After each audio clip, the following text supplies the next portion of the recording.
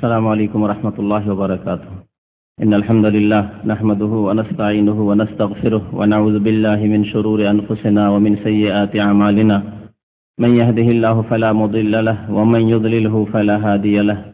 وأشهد أن لا إله إلا الله وحده لا شريك له وأشهد أن محمدا عبده ورسوله. يا أيها الذين آمنوا اتقوا الله حق تقاته ولا تموتن إلا وأنتم مسلمون. يا أيها الناس اتقوا ربكم الذي خلقكم من نفس واحدة وخلق منها زوجها وبث منهما رجالا كثيرا ونساء واتقوا الله الذي تساءلون به والأرحام إن الله كان عليكم رقيبا.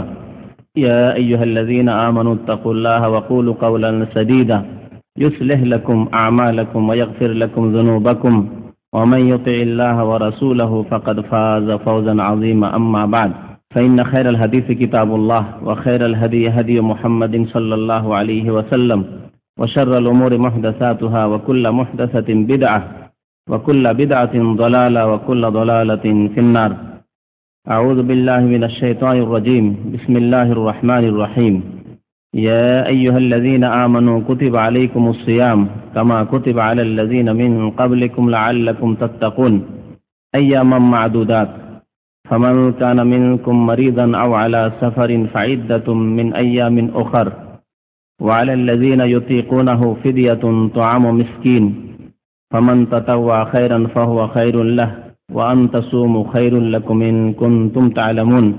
شهر رمضان الذي أنزل فيه القرآن هدى للناس وبينات من الهدى والفرقان فمن شهد منكم الشهر فليصم ومن كان مريضا أو على سفر فعدة من أيام أخر يريد الله بكم اليسر ولا يريد بكم العسر ولتكملوا العدة ولتكبروا الله على ما هداكم ولعلكم تشكرون.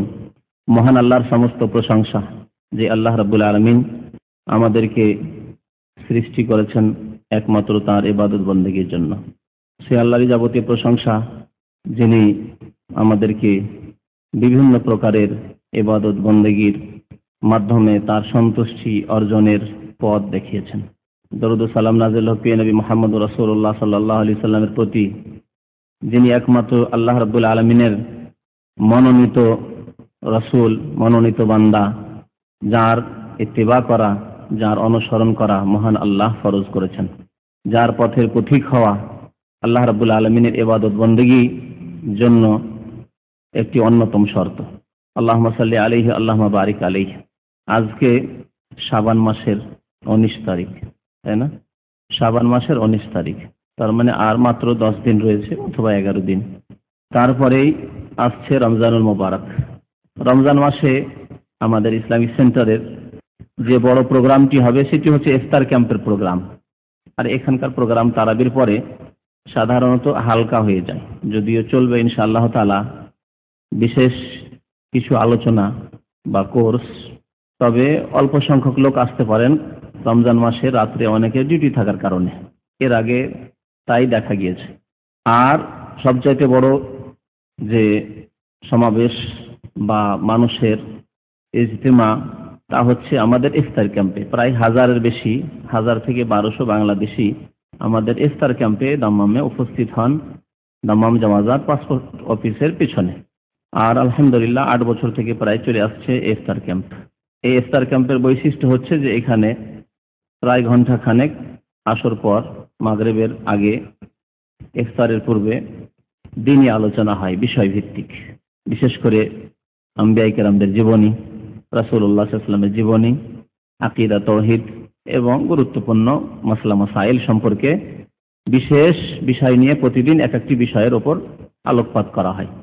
রমজান মাস আসার পূর্বে এই রমজানুল মোবারক সম্পর্কে, রমজানুল মোবারকের ইবাদত বন্দেগী সম্পর্কে, এই মোবারক রমজানের করণীয় সম্পর্কে আমাদের প্রত্যেক মুসলিমকে সচেতন হওয়া উচিত বা জ্ঞান হাসিল করা উচিত।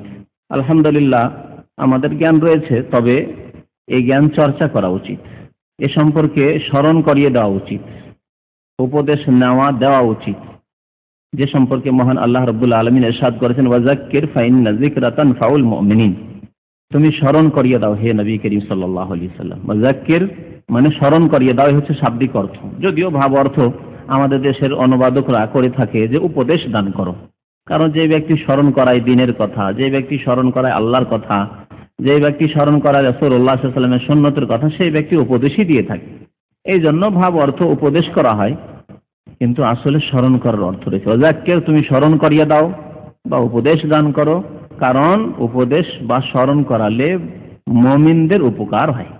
তানফাউল মুমিনিন, মুমিনদের উপকার হয়। তাহলে ঈমানদার যারা আল্লাহর দিকে ধাবিত, গাফিলতি আসতে পারে, এই গাফিলতিকে দূর করার জন্য স্মরণ করিয়ে দেওয়া, অলসতা অবহেলা যাতে করে না আসে সেই জন্য স্মরণ করিয়ে দেওয়া বা উপদেশ দেওয়া, এ হচ্ছে আল্লাহ রাব্বুল আলামিনের আদেশ প্রিয় নবী সাল্লাল্লাহু আলাইহি ওয়াসাল্লামকে। সুতরাং আমাদের দিন সম্পর্কে, বিশেষ করে সামনে রয়েছে রমজান বা সিয়াম, রোজা রমজান সম্পর্কে যদিও জানা থাকে, তবে প্রত্যেকের স্মরণ করার প্রয়োজন রয়েছে এবং একে অন্যকে স্মরণ করানোর প্রয়োজন রয়েছে। এই জন্য আজকে রমজান মুবারক সম্পর্কে, তার কিছু ফজিলতের কথা এবং বিশেষ করে রমজান মাসে আমাদের করণীয় কি, এ সম্পর্কে আলোচনা করব। আসল আলোচনা শুরু করার পূর্বে এই যে কয়দিন রয়ে গেছে, সেই কয়দিন সম্পর্কে নবী করিম সাল্লাল্লাহু আলাইহি ওয়াসাল্লামের কি দিক নির্দেশনা রয়েছে। রমজান মাস আসার পূর্বে যে শাবান মাসের কয়েকদিন থেকে গেছে, এই সম্পর্কে নবী করিম সাল্লাল্লাহু আলাইহি ওয়াসাল্লাম কি বলেছেন। এই ক্ষেত্রে নবী করিম সাল্লাল্লাহু আলাইহি ওয়াসাল্লামের ইরশাদ রয়েছে একটি হাদিসে যে রমজান শুরু হওয়ার একদিন অথবা 2 দিন পূর্বে তোমরা রোজা রাখবে না। লা তাকাদ্দামু রমাদানা বিসাওমি ইয়াউমিন আও ইয়াউমাইন, রমজানের একদিন অথবা 2 দিন পূর্বে তোমরা রোজা রাখবে না, নিষেধ করেছেন নবী করিম সাল্লাল্লাহু আলাইহি ওয়াসাল্লাম। বিভিন্ন উদ্দেশ্যে রাখতে পারে, বিভিন্ন লোকের বিভিন্ন উদ্দেশ্য থাকতে পারে। কারো উদ্দেশ্য থাকতে পারে, যেমন ভাষ্যকারগণ, হাদিসের যারা পণ্ডিত, তারা লিখেছেন যে নবী করিম সাল্লাল্লাহু আলাইহি ওয়াসাল্লাম এই নিষেধাজ্ঞা কেন করেছেন। হতে পারে কারো মনে আসতে পারে যে রমজানের সম্মানার্থে আগে থেকে আমরা রোজা রাখা শুরু করি। যেমন বিশেষ অতিথি যদি আসে, তাহলে আপনি নিজের বাড়িতে বসে তাকে কি করেন, অভ্যর্থনা জানান না, কি করেন, বাড়ির বাইরে চলে যান। বরং যদি আরো বিশেষ যদি স্পেশাল গেস্ট হয়, তাহলে গ্রামের বাইরে চলে যান, বরং স্টেশনে চলে যান, বরং আপনি এয়ারপোর্টে চলে যান তাকে রিসিভ করার জন্য। যান নাকি বিদেশি মেহমান যদি আপনার বাড়ি আসে, তাহলে আপনি এয়ারপোর্টে গিয়ে তাকে রিসিভ করবেন, তাকে অভ্যর্থনা জানাবেন। তো হতে পারে কোনো মুসলিমদের মনে এই রকমের বিদাতি চিন্তাধারা আসতে পারে যে রমজান মোবারক, আমাদের মেহমান এমন মেহমান যে রমজানের মাধ্যমে মানুষের মার্জনা হয়, যে রমজানের মাধ্যমে অসংখ্য মানুষ জাহান্নাম থেকে মুক্তি পায়, অসংখ্য মানুষের জন্য জান্নাত অবধারিত হয়ে যায়। সুতরাং এই রমজানের অভ্যর্থনার জন্য আমি আগে থেকে রোজা শুরু করে দেব, রমজানের ইহতিরাম এবং সম্মানে। এই আশঙ্কাকে লক্ষ্য করে নবী করিম সাল্লাল্লাহু আলাইহি ওয়াসাল্লাম নিষেধ করেছেন, যাতে করে এরকম বিদাত শুরু না হয়। এইভাবেই তো ভালো মনে করে বিদাতগুলি শুরু হয়েছে, যে বিদাতগুলি নফল পড়া, বিশেষ রাত্রে নফল পড়া কেন শুরু হয়েছে? খারাপ নিয়ত নিয়ে শুরু করেনি, কিন্তু নিয়ত ভালো করলেই যে সওয়াব হবে তা হবে না। কারণ ইবাদত বন্দেগী আল্লাহ রাব্বুল আলামিন আদেশ মোতাবেক করতে হবে আর রাসূলুল্লাহ সাল্লাল্লাহু আলাইহি ওয়াসাল্লামের তরিকা অনুযায়ী করতে হবে। এই কথাটি বিদাতীরা বুঝতে না পারায় তারা ভালো নিয়তই করছি, আমরা ভালো নিয়তই করছি, তো আমাদের উদ্দেশ্য তো সৎ, আমাদের উদ্দেশ্য সৎ। আব্দুল্লাহ বিন মাসউদ রাদিয়াল্লাহু তাআলা আনহু কুফার মসজিদে এরকমই কিছু বিদাতীদেরকে তাসবিহ জপতে দেখেছিলেন, প্রথম বিদাত লক্ষ্য করেছিলেন। সুনানে দারমিতে এই হাদিসটি রয়েছে। আবু মুসা আশআরী রাদিয়াল্লাহু তাআলা আনহু, প্রখ্যাত সাহাবী আবু মুসা আশআরী রাদিয়াল্লাহু তাআলা আনহু, আলী রাদিয়াল্লাহু তাআলা আনহুর অত্যন্ত ঘনিষ্ঠ মানুষ।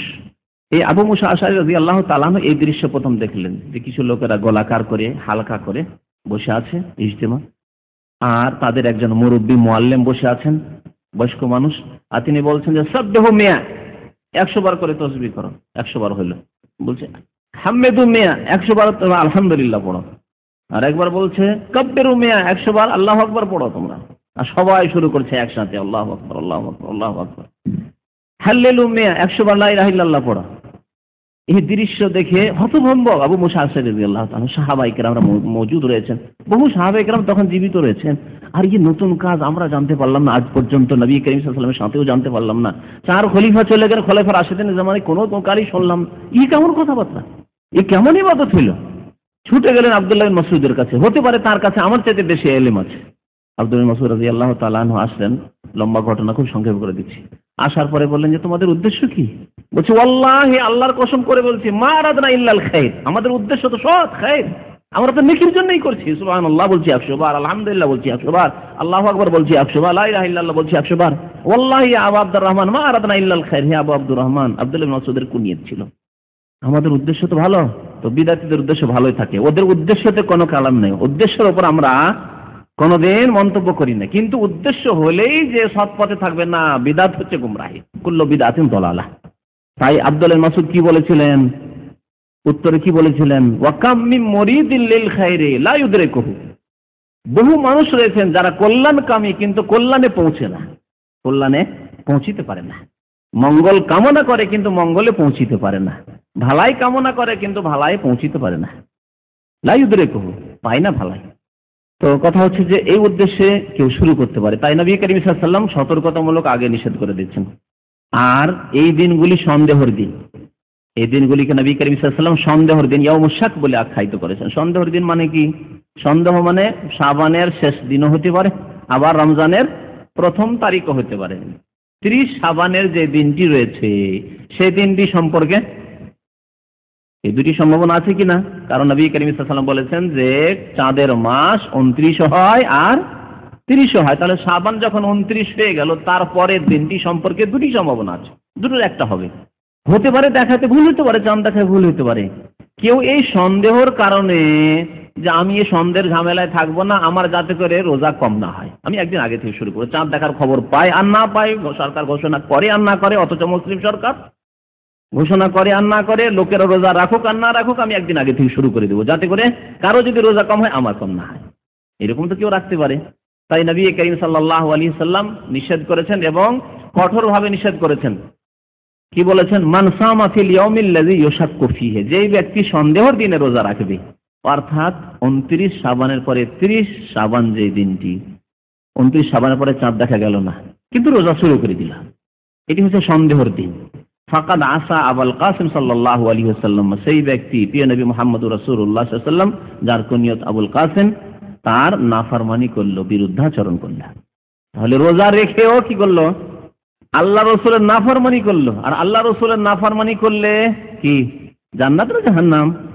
ওয়ামাই ইয়াশাকিকির রাসূল, আল্লাহ কোরআনে ইরশাদ করেছেন, যে ব্যক্তি রাসূলের বিরুদ্ধাচরণ করবে, মিন বাদ মা তাবায়্যানা লাহুল হুদা, তার রাস্তা স্পষ্ট হওয়ার পরে, মানে কোরআন নাযিল হওয়ার পরেও, নবী সাল্লাল্লাহু আলাইহি ওয়াসাল্লামের হাদিস আমাদের মাঝে থাকার পরে, ঘরে থাকার পরেও, সমাজে থাকার পরেও, ইসলামিক লাইব্রেরিতে কিতাব থাকার পরেও, নিজের ভাষা জানার সুবিধা থাকার পরেও, মিন বাদ মা তাবায়্যানা লাহুল হুদা ওয়া ইয়াত্তাবি গায়রা সাবিলিল মুমিনিন, এবং মুমিনদের রাস্তা ছাড়া অন্য পথ অবলম্বন করলো, অর্থাৎ সাহাবায়ে কেরাম। মুমিন মানে এখানে কিয়ামত পর্যন্ত ফাসিক মুমিন, বিদআতি মুমিন, মুসলিম তারা নয়, মানে এখানে মুমিন বলে আখ্যায়িত করা হয়েছে কোরআন নাযিল হওয়ার যুগের মুমিন। তারা কারা? সাহাবায়ে কেরাম। তাহলে আদর্শ মানুষ আমাদের সাহাবায়ে কেরাম, আদর্শ মানুষ আমাদের নবী করিম সাল্লাল্লাহু আলাইহি ওয়াসাল্লামের পরে সাহাবায়ে কেরামের দল। তাদের কথা আল্লাহ কোরআনে এখানে বলেছেন, ওয়ায়াত্তাবি গায়রা সাবিলিল মুমিন, মুমিনদের রাস্তা ছাড়া যদি অন্য পথে চলে, তাহলে কোন পথে চলতে হবে? মুমিনের রাস্তায় চলতে হবে, সাহাবায়ে কেরামদের রাস্তায় চলতে হবে। আর অন্য পথে যদি কেউ চলে, শাস্তি আল্লাহ বলছেন, নু আল্লিহি মা তাওয়াল্লা, যে যেদিকে যেতে চাইবে আমি তাদেরকে ছেড়ে দেবো, স্বাধীনতা দিয়েছি আমি। ওয়া নুসলিহি জাহান্নাম, এবং তাদেরকে প্রবিষ্ট করব জাহান্নামে। তাহলে বোঝা গেল যে নবী করিম সাল্লাল্লাহু আলাইহি ওয়াসাল্লামের যদি কেউ নাফরমানি করে, যদি সাহাবায়ে কেরামদের পথ ছাড়া অন্য কোনো পথে চলে, সাহাবায়ে কেরামরা যেসব কর্ম আমল করেননি, দিন ধর্ম মনে করে, নেকি মনে করে, সেসব কাজ যদি করে, তো নুসলিহি জাহান্নাম, জাহান্নামের পথ, ও সাআত মাসিরা, এবং তার পরিণাম খুব খারাপ, আল্লাহ বলছেন। তাহলে সন্দেহের দিনে রোজা রাখা যাবে না। নবী করিম সাল্লাল্লাহু আলাইহি ওয়াসাল্লাম 15 শাবানের পরেও রোজা রাখতে নিষেধ করেছেন, যদিও রোজা রাখা কঠোরভাবে হারাম নয়, কিন্তু ওলামারা বলেছেন অপছন্দনীয়। তারপরে আর যদি কারো অভ্যাস থাকে ব্যতিক্রম, ওই ব্যক্তি, কারো যদি অভ্যাস থাকে প্রত্যেক মাসে সোমবার বৃহস্পতিবার রোজা রাখার, সোমবার বৃহস্পতিবার প্রত্যেক মাসে রোজা রাখে, মুহররমে রাখে, সফরে রাখে, রবিউল আউয়াল রাখেন, এইভাবে শাবানেও সোমবার বৃহস্পতিবার রোজা রাখবে, তার হোক, যেহেতু প্রত্যেক মাসে সে রাখতে অভ্যস্ত, শুধু শাবানে নয়। তাহলে এই শাবান মাসের শেষ দিন 30 তারিখ বা 29 তারিখ যদি সোমবার হয়, যদি বৃহস্পতিবার হয়, তো সেই ব্যক্তি রোজা রাখতে পারবে না? পারবে না? পারবে। ইল্লা ইয়াকুনা সামাহু, এর আগে সে রোজা রাখতো, তাহলে সে রোজা রাখবে। ব্যতিক্রম, তাকে ছাড় দেওয়া হয়েছে ওই ব্যক্তিকে, যে ব্যক্তি এর আগে ওইভাবে রোজা রাখে, তারা রোজা রাখবে। আর যারা অন্য মাসে এরকম নফল রোজা রাখতো না, আর হঠাৎ করে শাবান মাসের শেষ তারিখে সোমবার পড়েছে, বা 29 তারিখে 30 তারিখে সোমবার অথবা বৃহস্পতিবার হয়েছে, আর সে রোজা রেখেছে, না, রোজা রাখবে না। নিষেধ করেছেন নবী করিম সাল্লাল্লাহু আলাইহি ওয়াসাল্লাম। তারপরে আসি এই রমজান মাস সম্পর্কে আলোচনায়। রমজান মাসে আমাদের করণীয় কি, রমজান মাসের ফজিলত বাকি বহু ফজিলতের হাদিস রয়েছে রোজা এবং রমজান সম্পর্কে। রমজানের ফজিলত সম্পর্কে মহান আল্লাহ রাব্বুল আলামিন সূরা বাকারায় একটি আয়াতে সেদিকে ইঙ্গিত করেছেন, শাহরু রমাদান আল্লাযী উনজিলা ফীহিল কুরআন। রমজান এমন একটি মাস যেই মাসে আল কোরআন আল্লাহ নাযিল করেছেন। উনজিলা ফীহিল কোরআন, কোরআন নাযিল করা হয়েছে। সাধারণ মানুষ যদি এই আয়াতের অনুবাদ পড়ে তো কোরআন নাযিল হয়েছে, জানলাম যে কোরআন নাযিল হওয়ার সময়কাল, কোরআন নাযিল আরম্ভ হয়েছে বা প্রথমবার কোরআন নাযিল হয়েছে, একটি ব্যাখ্যা। আর একটি ব্যাখ্যা হচ্ছে যে লৌহে মাহফুজ থেকে প্রথম আকাশে পুরা কোরআনকে এই রমজান মাসে নাযিল করে দেওয়া হয়েছে। তারপরে জিবরাইল আলাইহিস সালামকে দায়িত্ব দেওয়া হয়েছে, যখন যখন প্রয়োজন হবে, যখন যখন আল্লাহর আদেশ হবে যে অমুক অমুক সূরা অমুক অমুক আয়াত আমার প্রিয় নবী মুহাম্মদ রাসূলুল্লাহ সাল্লাল্লাহু আলাইহি ওয়াসাল্লামের কাছে ওহী করো, নিয়ে যাও, তখন তিনি নিয়ে আসবেন। রমজান মাসে কোরআন নাযিল হয়েছে, এর থেকে কি বা বুঝলাম যদি সাধারণভাবে বুঝেন, কিন্তু একটু গভীরে গিয়ে বুঝতে হবে যে কোরআন নাযিল হওয়ার পরে পৃথিবীর কি পরিবর্তন এসেছে। এইরকম বিপ্লব পৃথিবীর কোনো ইতিহাসে আসেনি, আর কোনো মানুষ দিয়েও আসেনি। কোনো মানুষ দিয়ে এরকম বিপ্লব আসেনি এবং কোনো ইতিহাসও আসেনি, কোনো দেশেও এরকম বিপ্লব আসেনি যেই বিপ্লব এসেছে প্রিয় নবী মুহাম্মদ রাসূলুল্লাহ সাল্লাল্লাহু আলাইহি সাল্লামের প্রতি আল কোরআনুল কারীম নাযিল হওয়ার পরে। এবং সার্বিক ক্ষেত্রে বিপ্লব, কিছু বিপ্লব হয় কি বিশেষ বিশেষ ক্ষেত্রের বিপ্লব, যেমন রাজনৈতিক বিপ্লব। এক দল হুকুমত করতো, রাজত্ব করতো, সেই থেকে উল্টে পাল্টে দিয়ে অন্য কোনো দল চলে আসে, এটা হচ্ছে রাজনৈতিক বিপ্লব। অর্থনৈতিক বিপ্লব, যে অর্থনৈতিক যে সিস্টেম ছিল, সুদী সিস্টেম ছিল, সেটাকে একবারে ধ্বংস করে দিয়ে বিনা সুদী নিয়ম কানুন শুরু হলো, তাহলে এগুলো হচ্ছে অর্থনৈতিক বিপ্লব। সামাজিক বিপ্লব, সমাজের অবস্থা এক রকমের ছিল, আরেক রকমের, হঠাৎ করে একবারে অন্যদিকে চলতে শুরু হলো সমাজ, তাহলে হচ্ছে সামাজিক বিপ্লব। ব্যক্তি জীবনের বিপ্লব, একজন মানুষ একেবারে খারাপ লোক ছিল, বেনামাজি, ফাসেক, জুয়া খেলতো, শরাব পান করতো, ইত্যাদি ইত্যাদি, তাহলে ব্যক্তি জীবনে তার হঠাৎ করে বিপ্লব, মাশাআল্লাহ দাড়ি ছেড়ে দিয়েছে, মাশাআল্লাহ তাজ শুরু করেছে, মাশাআল্লাহ 5 ওয়াক্ত নামাজ ফজর নামাজে প্রথম কাতারে হাজির, তাহলে ব্যক্তি জীবনের বিপ্লব। পারিবারিক জীবনের বিপ্লব, কারো পরিবার খুব খারাপ ছিল, পর্দা ছিল না, কিচ্ছু ছিল না, তার বাড়িতে হঠাৎ করে দেখা যাচ্ছে যে বিনা আদেশে প্রবেশ নিষেধ। আমার গ্রামে এক বাড়ি ওইরকম ছিল, তারা ছিল বিদআতি, তো আলহামদুলিল্লাহ রাব্বিল আলামিন ছাত্র জীবন থেকে তাদের সাথে আমার একটু চলাফেরা ছিল। তারা নামাজ পড়তো কিন্তু বিদআত করতো তারা, আর পর্দা বলে কোনো কিছু ছিল না তাদের। এই গেট দিয়ে ঢুকতো গ্রামের লোকের, আর ওই গেট দিয়ে বেরোতো, এরকম অনেক বাড়ি আছে গ্রামে। হ্যাঁ, মানে গোটা গ্রামের লোকের জন্য রাস্তা সেটা, তাদের বাড়িটা। হঠাৎ করে আলহামদুলিল্লাহ তারা যখন শিরক বিদআত থেকে তওবা করলো, আর আলহামদুলিল্লাহ যখন সঠিক জিনিস তারা বুঝতে পারলো, তার পর্দার ব্যাপারটা বুঝে উঠলো।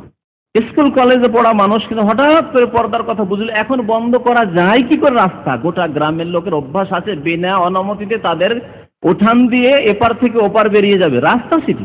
এই রাস্তা কি করে বন্ধ করা যায়?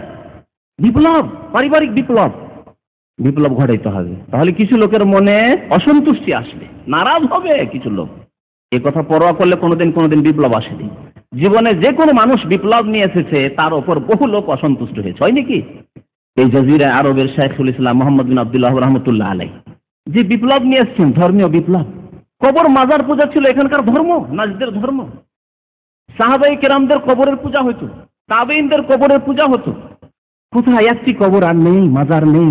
কবর আছে সাধারণ কবর হিসাবে, যেমন অন্য একজন সাধারণ মিসকিনের কবর থাকে, তেমন সবার কবর রয়েছে। কোনো কবর পাকা নেই, কোনো কবর উঁচা নেই, 3 হাত উঁচা নেই, কোনো কবরে কোনো ফুল নেই, কোনো কবরে চাদর নেই। এই বিপ্লব আসলো কোত্থেকে? যখন আসলো তখন সবাই কি সালামি পেশ করলো, না সারা বিশ্বের বিদআতপন্থীরা তাদেরকে গাল দিলে যে ওয়াহাবি, আর ওয়াহাবি মানে মুসলমান নয়? তাহলে বোঝা গেল যে অসংখ্য মানুষ অসন্তুষ্ট হবে যে কোনো বিপ্লব আসলে। তাদেরকে বললাম যে যদি বাড়িতে পর্দা করতে হয় তাহলে গ্রামের কিছু লোক অসন্তুষ্ট হবে, কিন্তু এই অসন্তুষ্টির পরোয়া করলে হবে না। গেটের বাইরে লিখে দেন বিনা আদেশে প্রবেশ নিষেধ, লিখে দেন। আর দরজা লাগিয়ে দেন, দরজা ছিল না খোলা, দরজা থাকবে না, দরজা বন্ধ থাকবে, আপনারা নিজেরা ঢুকবেন, এমনি দরজা লক করা থাকবে না, কিন্তু দরজা থাকবে, লিখা থাকবে। তারপরে যদি কেউ ঢুকে বলে থামেন, বাইরে বসার জায়গা আছে, রাস্তা বাইরে দিয়ে আছে, এখান দিয়ে রাস্তা নেই। অসন্তুষ্টি কিছু লোকেরা হবে, তাহলে বিপ্লব আসবে। জি, তো কোরআনে কারীম বলছিলাম যে কোরআনে কারীম নাযিল হওয়ায় কি ধরনের বিপ্লব এসেছে বলতে পারেন? হ্যাঁ, কি ধরনের বিপ্লব? এক রকমের বিপ্লব এসেছে, সার্বিক বিপ্লব এসেছে। ব্যক্তি জীবনে বিপ্লব এসেছে। যেই ওমর রাদিয়াল্লাহু তাআলা আনহু নবী করিম সাল্লাল্লাহু আলাইহি ওয়াসাল্লামকে খুন করার জন্য চলে আসছেন, আল্লাহু আকবার, আর রাস্তায় সূরা তাহার কয়টি আয়াত মাত্র বোনের কাছ থেকে শুনছেন, আর সাথে সাথে বলছেন দুল্লুনি আলা মুহাম্মদ, বলো মুহাম্মদ সাল্লাল্লাহু আলাইহি ওয়াসাল্লাম কোথায় আছে? কেন তুমি যাবে? তুমি কি খুন করতে যাবে? না না না না, আমি কলেমা পড়বো, আমি কলেমা পড়বো। বুঝতে পেরেছি যে এই যে তোমার তেলাওয়াত শুনলাম, এই মানুষের কথা নাই, মানুষের কথা নাই, ঐশী বাণী। ব্যক্তি জীবনের বিপ্লব হঠাৎ করে, কট্টর দুশমন আর অন্তরঙ্গ বন্ধু হয়ে যাচ্ছে সাথে সাথে, 2-4 মিনিটের মধ্যে, মুহূর্তের মধ্যে। হিন্দার মতো দুশমন ইসলামের। নবী করিম সাল্লাল্লাহু আলাইহি সাল্লামের আপন চাচা, প্রিয় চাচা, সম্মানিত চাচা হামজা রাদিয়াল্লাহু সাইয়্যিদুশ শাহাদা, তাকে তার বুককে চিরে ফেড়ে কলিজাকে চিবিয়ে নিচ্ছে, চিবিয়ে নিয়ে গিলার চেষ্টা করলো, গিলতে যখন পারল না তখন উগলিয়ে ফেললো বমি করে। সেই হিন্দার মতো ইসলাম দুশমন কট্টর, সেই কলেমা পড়ে মুসলমান হয়ে যাচ্ছে, আল্লাহু আকবার। খালিদ বিন ওয়ালিদ, আবু সুফিয়ান, যাদের নেতৃত্বে নবী করিম সাল্লাল্লাহু আলাইহি সাল্লামের দাঁতে মোবারক শহীদ হয়েছে, মাথা জখম হয়ে আহত হয়েছে, আর তারা তখন কাফেরদের পক্ষ থেকে নেতৃত্ব দিচ্ছিল। কিন্তু কিরকম বিপ্লব আসলো যে সেই খালিদ বিন ওয়ালিদের দ্বারা, আল্লাহু আকবার, সে পারস্য সাম্রাজ্যের পতন ঘটল। তার ব্যক্তি জীবনের বিপ্লব, পারিবারিক জীবনে বিপ্লব ঘটেছে। জেনা, জেনা, জেনাটা কোন রকমের দোষ ছিল না, এমন একটা যুগ ছিল, জাহিলি যুগ। কি ধরনের পারিবারিক বিপ্লব ঘটলো যে এমন পর্দা করা শুরু করলেন সাহাবিয়াতরা যে শুধু একটি চক্ষু খোলা থাকতো, একটি চক্ষু ছাড়া আর কিছু খোলা থাকতো না, যে চক্ষু দিয়ে দেখতে, আর একটি চোখ বন্ধ থাকতো, কারণ এত তো পাতলা কাপড় পাওয়া যাবে না, সুতরাং মোটা কাপড় দিয়ে একটি চক্ষু ঢেকে আর একটি চোখ শুধু খোলা থাকতো, যেই চক্ষু দিয়ে দেখতেন। অথচ তার পূর্বে জাহিলি যুগে পর্দা তো দূরের কথা, জেনা কোনো দোষের ব্যাপার ছিল না, যে কোনো পাপ। সামাজিক বিপ্লব আসলো, পারিবারিক বিপ্লব আসলো, অর্থনৈতিক বিপ্লব আসলো। সুদ, নবী করিম সাল্লাল্লাহু আলাইহি ওয়াসাল্লামের আপন চাচা আব্বাস সবচেয়ে বড় সুদ করছিল। আল্লাহু আকবার। কলেমা পড়লেন, নবী করিম সাল্লাল্লাহু আলাইহি ওয়াসাল্লাম বললেন যে আজকে থেকে সুদ হারাম। তুমি কলেমা পড়েছো, সুদ হারাম, সুদের ব্যবসা করতে তুমি, আর সুদ হারাম হওয়ার ঘোষণা করছি। আর যত লোকের কাছে আমার চাচা আব্বাসের টাকা পড়ে রয়েছে, ধার দেওয়া রয়েছে, ঋণ দেওয়া রয়েছে, আমি ঘোষণা করছি যে সর্বপ্রথম যে সুদ রহিত করছি, আর এর ঘোষণা করছি তা হচ্ছে রেবাল আব্বাস ইবনে আব্দুল মুত্তালিব, আব্দুল মুত্তালিবের ছেলে আব্বাস আমার চাচার যে সুদ, আর সুদ দিতে হবে না, রউস আমওয়াল, যা আসল পুঁজি নিয়েছো তা ফেরত দিবে শুধু। অর্থনৈতিক বিপ্লব, রাজনৈতিক বিপ্লব, আল্লাহু আকবার। জি, বিচার বিভাগের বিপ্লব, সার্বিক বিপ্লব। কার দ্বারা? কোরআন দ্বারা। শাহরু রমাদান আল্লাযী উনজিলা ফীহিল কোরআন। আরেকটি কথা বলি, কোরআনে কারীম যে সময় নাযিল হয়েছিল মক্কাতুল মুকাররমায়, কাবার চারিদিকে কতটি মূর্তির পূজা হইতো বলেন দেখি? কাবার চারিদিকে, মক্কায় নয়, অনেকে ভুল বলে যে মক্কাতে 360টি মূর্তির পূজা হইতো না। ওয়া হাউলাল কাবাতে হাদিসে রয়েছে, ওয়া হাউলাল কাবাতে 360 সানামান। শুধু কাবার চারিদিকে ওই তওয়াফের জায়গায়, যেটাকে মাতাফ বলা হয়, যে জায়গায় আজকে তওয়াফ করছেন, সেখানে 360টি মূর্তি ছিল। 1400 বছর আগে যদি 360টি মূর্তি থাকে, আজকে কত হাজার মূর্তি সেখানে হইতো ভাবতে পারেন? আর কত বড় মন্দিরে পরিণত হইতো ভাবা যায় কি? একটা উদাহরণ দিলে বুঝতে পারবেন। ভারত, বাংলাদেশ, পাকিস্তানে কত লক্ষ লক্ষ মাজার আছে। এই মাজারগুলি ইসলাম আসার আগে তৈরি হয়েছে না পরে? পরে। আর পরেও নবী করিম সাল্লাল্লাহু আলাইহি ওয়াসাল্লামের পরে কাছাকাছি 500 বছর তৈরি হয়নি। তার মানে এই 1400 বছর আরো 500 বছর কম করে দেন, তাহলে বাঁচে কত? 900 বছর। এই 900 বছরের মধ্যে লক্ষ লক্ষ মাজার এক একটি দেশে তৈরি হয়েছে। ভারত, বাংলাদেশ, পাকিস্তান উপমহাদেশে যে মাজারের দেশ, সব দেশে। তাহলে 900 বছরের মধ্যে যদি লক্ষ লক্ষ মাজার মুসলিম, এক শ্রেণীর মুসলিমদের দ্বারা তৈরি হয়, যেখানে আল্লাহ ছাড়া অন্যকে সেজদা করা হচ্ছে, আল্লাহ ছাড়া অন্যের কাছে দোয়া করা হচ্ছে, তাহলে মক্কার মুশরিকদের মাঝে যদি কোরআনে কারীম নাযিল না হতো, তো কত লক্ষ লক্ষ দেবী দেবতার মূর্তি, পুতুল, প্রতিমার পূজা হতো। চিন্তা করতে পেরেছেন? আল্লাহ রাব্বুল আলামিন অসংখ্য মানুষকে এই আল কোরআন কারীম দিয়ে হিদায়াত করেছেন। আল্লাহু আকবার। সুদূর বাংলাদেশে মধ্যখানে 75% কাফের হিন্দু থেকে গেল ভারতে, আর সুদূর বাংলাদেশে 90% মুসলমান হয়ে গেল। ভাগ্যবান নয় কি এই মুসলিমরা, যারা জন্মগত ইসলাম পেয়ে গেছে? বলুন আলহামদুলিল্লাহ, আলহামদুলিল্লাহ। যারা ভারতে কাফেরদের মাঝে থেকে, হিন্দুদের মাঝে থেকেও ইসলাম পেয়ে গেছে, কত শুকরিয়া আদায় করা উচিত। আলহামদুলিল্লাহ যে আমরা মুসলমান, আমাদের ঘরে ঘরে ইসলাম পৌঁছে গেছে। এই কোরআন নাযিল হলে তা হতো কি? কোরআন যদি নাযিল না হতো তাহলে তা হতো কি? অসম্ভব। সুদূর ইন্দোনেশিয়া চলে যান, মালয়েশিয়া চলে যান, ব্রুনাই, দারুসালাম চলে যান, আরো দূরে দূরে চলে যান। আল্লাহু আকবার। অসংখ্য মানুষকে আল্লাহ রাব্বুল আলামিন জাহান্নামের রাস্তা থেকে মুক্তি দিয়েছেন। ওয়া কুনতুম আলা শাফা হুফরাতিন মিনান নার ফানকাযাকুম মিনহা। মহান আল্লাহ রাব্বুল আলামিন ইরশাদ করেছেন মক্কা এবং মদিনার লোকদেরকে বিশেষ করে সম্বোধন করে বলা হয়েছে, আনসারদেরকে, মুহাজিররাও ছিলেন, ওয়াকুনতুম আলা শাফা হুফরাতিম মিনান নার, তোমরা জাহান্নামের তটে পৌঁছেই গিয়েছিলে। জাহান্নামের হুফরা মানে গর্ত, জাহান্নামের গর্তের তটে তোমরা পৌঁছে গেছিলে, কিনারায় পৌঁছে গেছিলে। ফাআনকাযাকুম মিনহা, আল্লাহ তোমাদেরকে সেখান থেকে উদ্ধার করলেন। কিসের দ্বারা উদ্ধার করলেন? আল কোরআনুল কারীম নাযিল করে, শাহরু রমাদান আল্লাযী উনজিলা ফীহিল কোরআন, প্রিয় নবী মুহাম্মদ রাসূলুল্লাহ সাল্লাল্লাহু আলাইহি ওয়াসাল্লামের প্রতি এই আসমানি সিলেবাস নাযিলের মাধ্যমে। এর চাইতে বড় ফজিলত আর রমজান মাসের বলার প্রয়োজন নেই। তারপরে বহু ফজিলতের কথা নবী করিম সাল্লাল্লাহু আলাইহি ওয়াসাল্লাম ইরশাদ করেছেন। একটি হাদিসে ইরশাদ করেছেন, ইযা জাআ রমাদান, যখন রমজান এসে যায়, ফুতিহাত আবওয়াবুল জান্নাহ, তখন জান্নাতের দরজা সমূহ খুলে দেওয়া হয়। ওয়া গুল্লিকাত আবওয়াবুল জাহিম, কোন হাদিসে রয়েছে গুল্লিকাত আবওয়াবুন নিরান, একই কথা, জাহিম জাহান্নাম আর নিরান নারের বহুবচন, জাহান্নামের দরজাগুলিকে বন্ধ করে দেওয়া হয়, আর তার একটিও দরজা খোলা হয় না। ওয়ালাম ইফতাহ মিনহা বাব। আর কি করা হয়? ওয়াসুফিরাতিশ শায়াতিন, শয়তানকে শিকলাবদ্ধ করে দেওয়া হয়।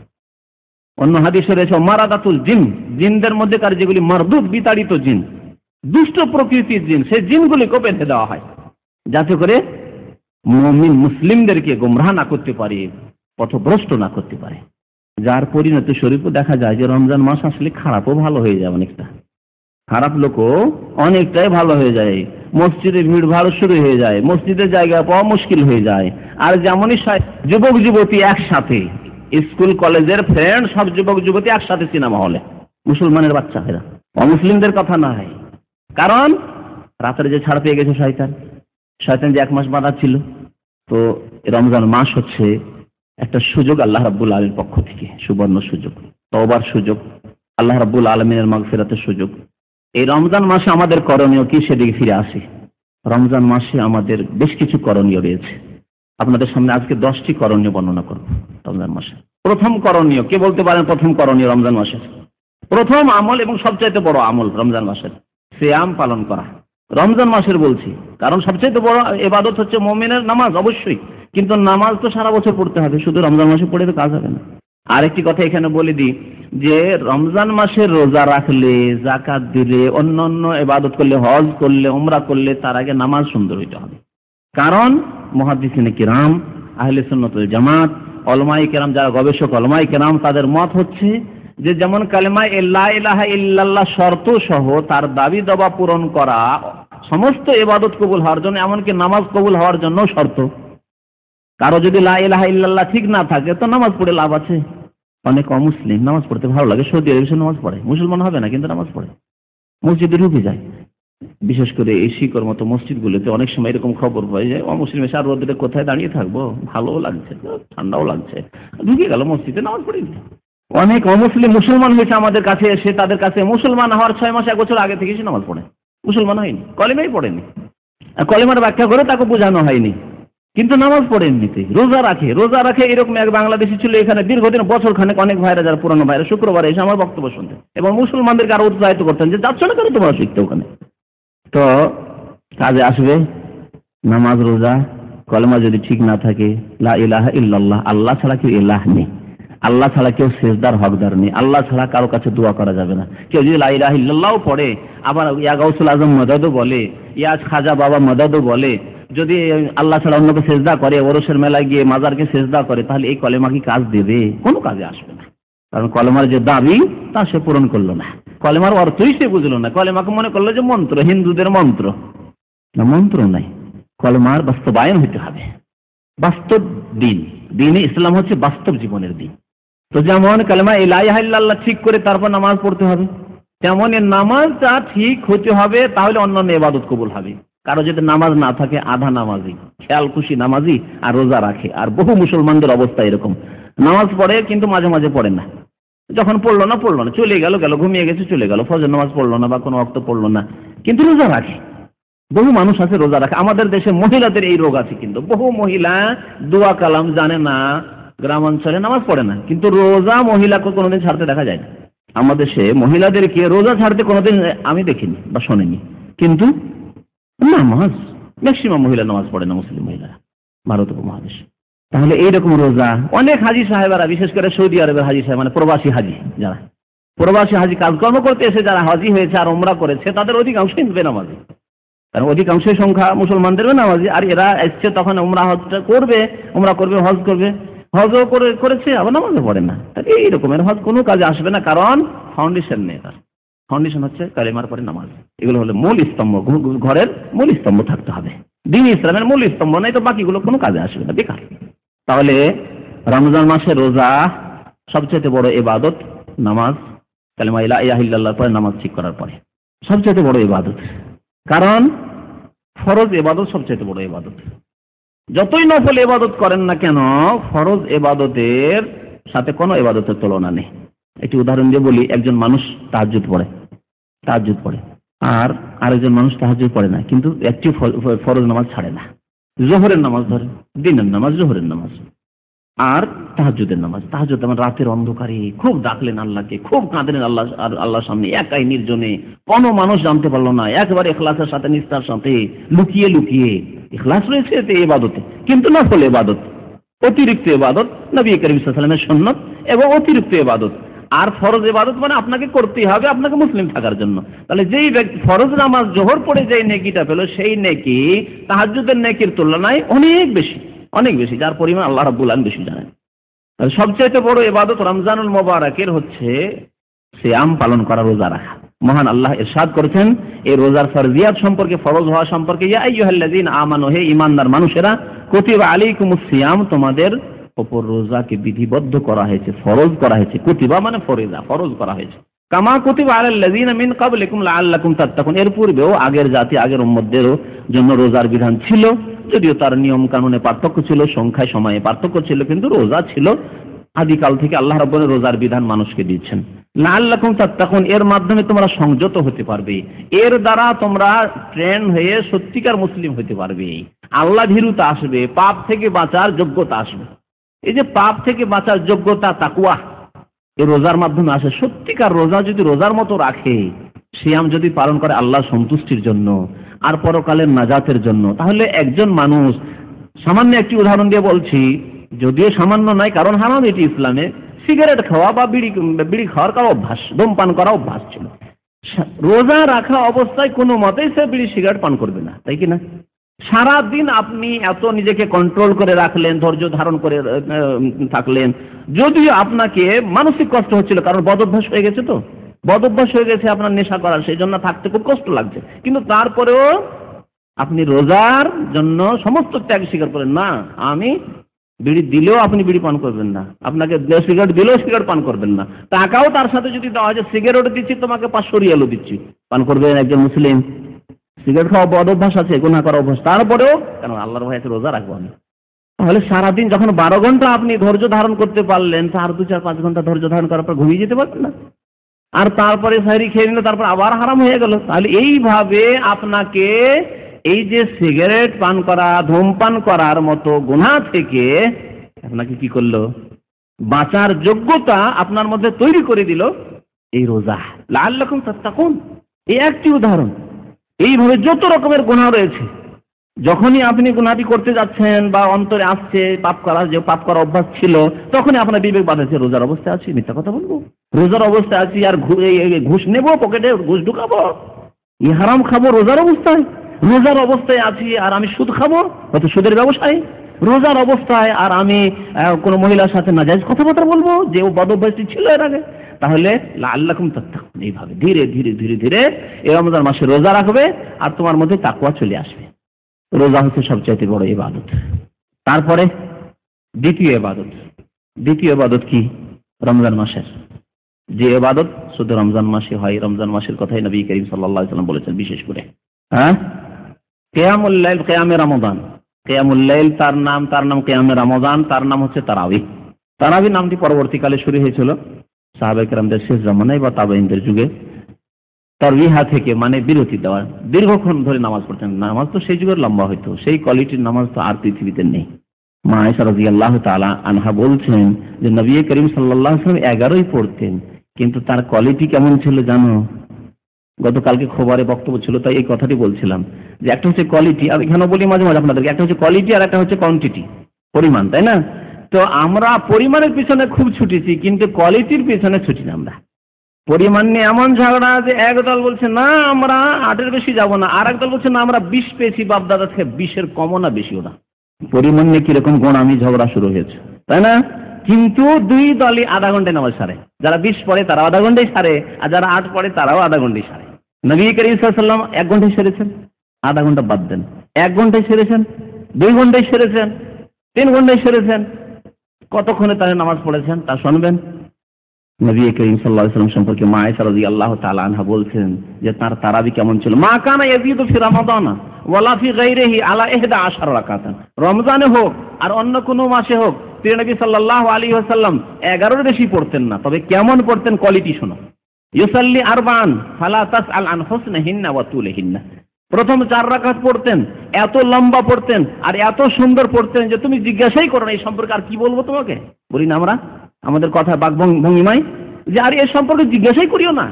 কোনো ব্যক্তি খুব ভালো হলে অথবা কোনো ব্যক্তি খুব খারাপ হলে, দুই ক্ষেত্রে আমরা বলি হিসাবে বোঝা যায় লোকটির প্রশংসা চলছে, তখন এর সম্পর্কে আবার জিজ্ঞাসা কি, জিজ্ঞাসা করার প্রয়োজনই নাই এ সম্পর্কে, তাই না? প্রশংসা করতে কি। মা আয়েশা রাদিয়াল্লাহু তাআলা আনহা নবী করিম সাল্লাল্লাহু আলাইহি সাল্লামের তারাওয়িহ কিয়ামে রমাদানের প্রশংসা করতে গিয়ে বা কিয়ামুল লাইলের তাহাজ্জুদের প্রশংসা করতে গিয়ে, আর যা তাহাজ্জুদ তাই তারাওয়িহ। আমাদের দেশে আবার এই কথা রয়েছে যে তাহাজ্জুদ আলাদা আর তারাওয়িহ আলাদা। এর জন্য একটি হাদিসের প্রমাণ চাই শুধু। যেই ভাইরা বলবেন, যে আলেম বলবেন যে তাহাজ্জুদ আলাদা তারাওয়িহ আলাদা, লিখবেন তাদেরকে বলেন যে একটি হাদিস চাই, সহিহ হাদিস, যে নবী করিম সাল্লাল্লাহু আলাইহি সাল্লাম একই রাত্রে এত রাকাত তাহাজ্জুদ পড়তেন আর এত রাকাত তারাবি, আলাদা আলাদা করে হাদিস দেখাইতে হবে। যদি দেখিয়ে দিতে পারে তো অসুবিধা নেই, কারণ আমরা হাদিসের অনুসরণ করি, নবী করিম সাল্লাল্লাহু আলাইহি ওয়াসাল্লামের অনুসরণ করি। আজকে নয়, সারা জীবনের যদি 60 বছর 70 বছর হওয়ার পরে যদি ভুল ধরা পড়ে সেই দিনই পরিবর্তন করবো অবশ্যই। এই মন মানসিকতা রয়েছে। আর ভুল হতে পারে, কুল্লুন ইউখাযু ইউরাদ, প্রত্যেকের ভুল হতে পারে, প্রত্যেকের ভুল হতে পারে। এই জন্য প্রত্যেকের কথা নেওয়া যাবে, আর কিছু কথা ছাড়তে হবে যদি ভুল হয়। ভুল স্পষ্ট হয়ে গেলে ছেড়ে দিতে হবে। ইল্লা সাহেব হাযাল কবর, তবে নবী করিম সাল্লাল্লাহু আলাইহি সাল্লাম না, তার ভুলের কথা নেই, কারণ তিনি ওহী ছাড়া কথা বলেননি, তার সব কথাই নিতে হবে। তার একটি হাদিস চাই, যে হাদিসে রয়েছে যে তাহাজ্জুদ এত রাকাত পড়তেন নবী করিম রমজান মাসে আর তারাবি এত রাকাত পড়তেন। যদি প্রমাণ থাকে তো আলহামদুলিল্লাহ, না থাকে তো খামাখাতে এরকম করে জবরদস্তি করে তাহাজ্জুদ আলাদা তারাবি আলাদা, আর তারাবি 20 রাকাত তাহাজ্জুদ 11 রাকাত। আর মা আয়েশা রাদিয়াল্লাহু তাআলা আনহা তাহাজ্জুদ সম্পর্কে বলেছেন কোথায়? তিনি বলেছেন রমজান মাসে হোক আর অন্য কোনো মাসে হোক 11 রাকাতের বেশি নবী সাল্লাল্লাহু আলাইহি ওয়াসাল্লাম পড়তেন না। কিন্তু কোয়ালিটি কত সুন্দর ছিল। ইউসাল্লি আরবান, 4 রাকাত নামাজ পড়তেন। ফালা তাসআল, তুমি জিজ্ঞাসাই করো না। বর্ণনাকারী যে ছাত্র যে শুনছে আয়েশা রাদিয়াল্লাহু তাআলা আনহার কাছে, তাকে তিনি বলছেন যে জিজ্ঞাসাই করো না তার সৌন্দর্যতা সম্পর্কে, হোসেন সৌন্দর্যতা সম্পর্কে, আর ওয়াতুলহিন্না, আর তার দীর্ঘতা সম্পর্কে, যে কতক্ষণ ধরে লম্বা নবী করিম সাল্লাল্লাহু আলাইহি সাল্লাম নামাজ পড়তেন। সুম্মা ইউসাল্লি আরবান, তারপরে একটু বিরতি নিতেন, কারণ অনেকক্ষণ নামাজ পড়ে ক্লান্ত হয়ে পড়তেন, একটু বিরতি নিতেন কিছুক্ষণ হয়তো, তারপরে আবার নামাজ শুরু করতেন। সুম্মা ইউসাল্লি আরবান, অতঃপর আবার 4 রাকাত নামাজ পড়তেন, 2 করে অবশ্যই পড়তেন, 2 করে সালাম ফিরতেন, কিন্তু প্রত্যেক 2 এর মাঝে বেশি বিরতি দিতেন না, 4-এর পরে একটু বিরতি দিতেন, আরাম করতেন। সুম্মা ইউসাল্লি আরবান, অতঃপর আবার 4 পড়তেন। ফালা তাসআল আন হুসনিহিন্না ওয়া তুলিহিন্না, জিজ্ঞাসা করেন কত সুন্দর তার নামাজ হতো আর কত লম্বা তার নামাজ হতো। আর আজকে আমরা সেই কোয়ালিটির সুন্নত সারা পৃথিবীতে কোথাও পালন করতে রাজি নই।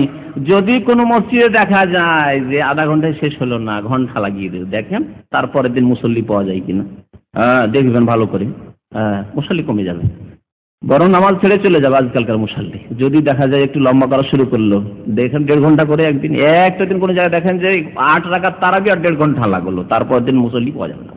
তো নবী করিম সাল্লাল্লাহু আলাইহি সাল্লামের সুন্নত হচ্ছে রমজানের কিয়াম, রাতের কিয়াম, তাকে বলা হয়েছে কিয়ামুল লাইল, কিয়াম রমজান, সেটি হচ্ছে তারাবি। আর অন্য মাসে তার নাম তাহাজ্জুদ, অন্য মাসে হলে তার নাম তাহাজ্জুদ, রমজান মাসে তার নাম হচ্ছে তারাবি বা কিয়ামে রমাদান।